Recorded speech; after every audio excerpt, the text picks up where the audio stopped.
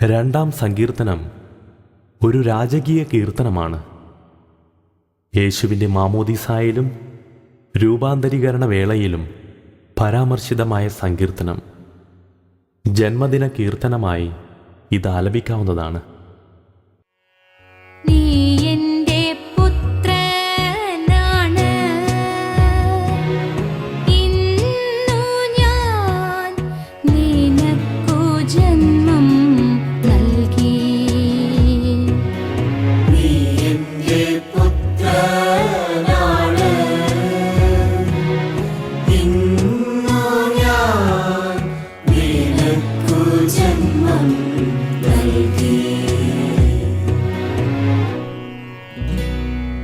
ജനതകൾ ഇളകിമറിയുന്നതെന്തിന്?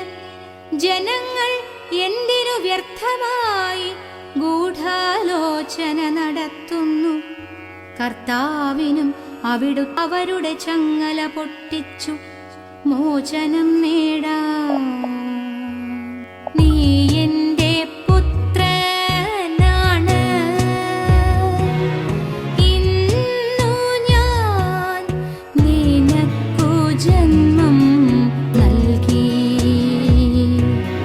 നീ എൻ്റെ പുത്രനാണ്, ഇന്നു ഞാൻ നിനക്കു ജന്മം നൽകി. സ്വർഗത്തിലിരിക്കുന്നവൻ അതു കേട്ടു ചിരിക്കുന്നു. കർത്താവ് അവരെ പരിഹസിക്കുന്നു. അവിടുന്ന് അവരോട് കോപത്തോടെ സംസാരിക്കും. ക്രോധത്തോടെ അവരെ സംഭീതരാക്കും. എൻ്റെ വിശുദ്ധ പർവ്വതമായ സിയോനിൽ ഞാനാണ് എൻ്റെ രാജാവിനെ വാഴി. നീ എൻ്റെ പുത്രനാണ്, ഇന്നു ഞാൻ നിനക്കു ജന്മം നൽകി. നീ എൻ്റെ പുത്രനാണ്, ഇന്നു ഞാൻ നിനക്കു ജന്മം നൽകി. കർത്താവിൻ്റെ കൽപ്പന ഞാൻ വിളംബരം ചെയ്യും. അവിടുന്ന് എന്നോട് അരുളി ചെയ്തു, നീ എൻ്റെ പുത്രനാണ്, ഇന്നു ഞാൻ നിനക്കു ജന്മം നൽകി.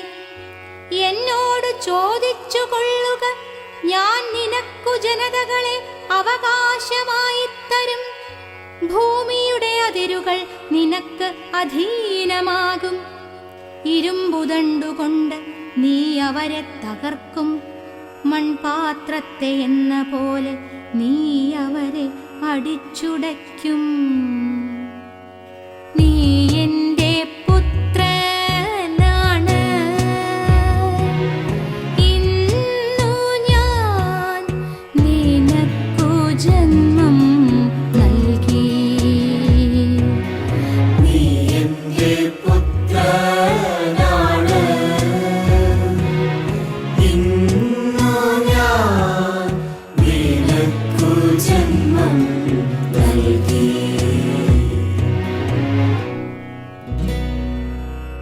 രാജാക്കന്മാരെ വിവേകമുള്ളവരായിരിക്കുവിൻ. ഭൂമിയുടെ അധിപന്മാരെ സൂക്ഷിച്ചുകൊള്ളുവിൻ.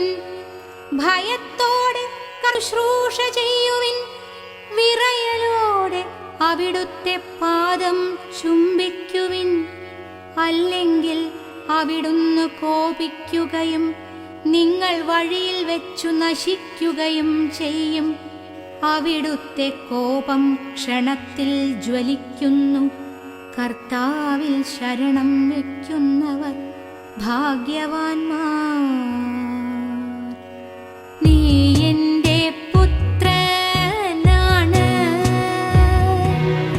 ഇന്നു ഞാൻ നിനക്കു ജന്മം നൽകി. നീ എൻ്റെ പുത്രനാണ്,